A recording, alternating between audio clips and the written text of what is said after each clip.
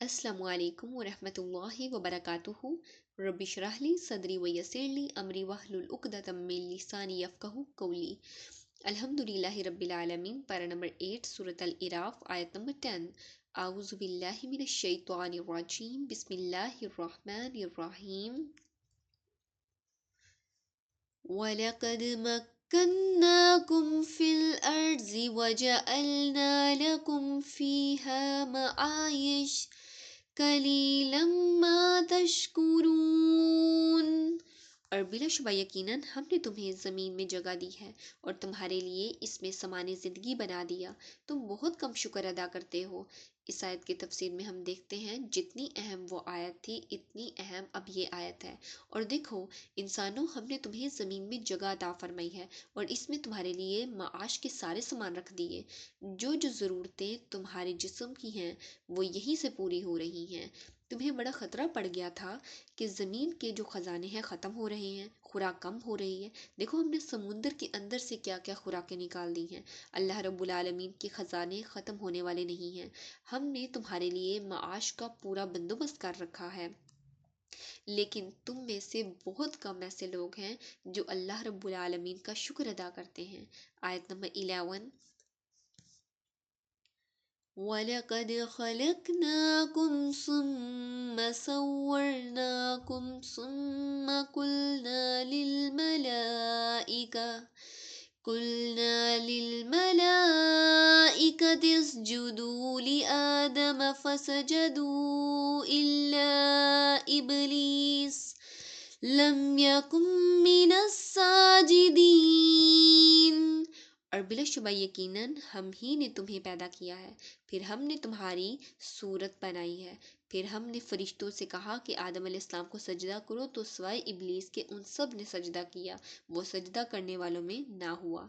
اس آیت کی تفسیر میں ہم دیکھتے ہیں ابلیس، آدم علیہ السلام اور نسل آدم۔ یہاں اس کا بیان ہے، اللہ رب العالمین انسان کے شرف کو اس طرح بیان فرما رہے ہیں کہ تمہارے باپ حضرت آدم علیہ السلام کو میں نے خود ہی بنایا۔ ابلیس کی عداوت کو یہاں پر اللہ رب العالمین نے اور بیان کیا۔ اس نے تمہارے باپ حضرت آدم علیہ السلام سے حسد کیا، ہمارے فرمان سے سب فرشتوں نے سجدہ کیا مگر اس نے نافرمانی کی۔ بس تمہیں چاہیے کہ دشمن کو دشمن سمجھو، اس کے داؤ سے ہوشیار رہو۔ اسی واقعے کا ذکر اس آیت میں بھی اللہ رب العالمین نے فرمایا، وَإِذْ قَالَ رَبُّكَ لِلْمَلَائِكَةِ إِنِّي خَالِقٌ بَشَرًا۔ حضرت آدم علیہ السلام کو پروردگار نے اپنے ہاتھ سے مٹی سے بنایا، انسانی صورت عطا فرمائی، پھر اپنے پاس سے اس میں روح پھونکی، پھر اپنی شان کی جلالت منوانے کے لیے اللہ رب العالمین نے فرشتوں کو حکم دیا ان کے سامنے جھک جاؤ۔ کس کے سامنے؟ حضرت آدم علیہ السلام کے سامنے۔ سب نے سنتے ہی اطاعت کی لیکن ابلیس نہ مانا۔ اس واقعے کو سورۃ البقرہ کی تفسیر میں ہم خلاصے میں یعنی کہ کافی ڈیٹیل میں ہم اس کو پڑھ کے آئے ہیں الحمدللہ، اور آیت نمبر 34 ہے۔ اس آیت کا بھی یہی مطلب ہے جو سورۃ البقرہ کی آیت نمبر 34 کا معنی تھا۔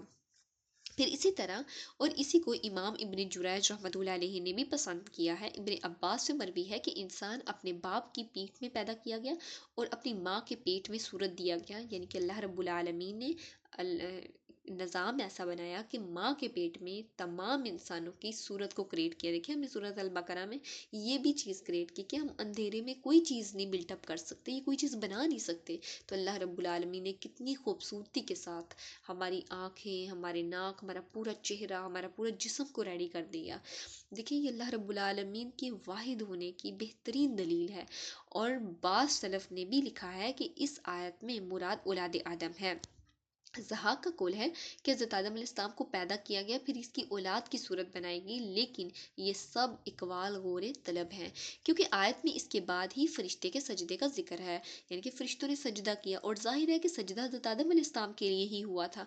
جمع کے صیغے سے اس کا بیان اس لیے ہوا کہ حضرت آدم علیہ السلام تمام انسانوں کے باپ ہیں۔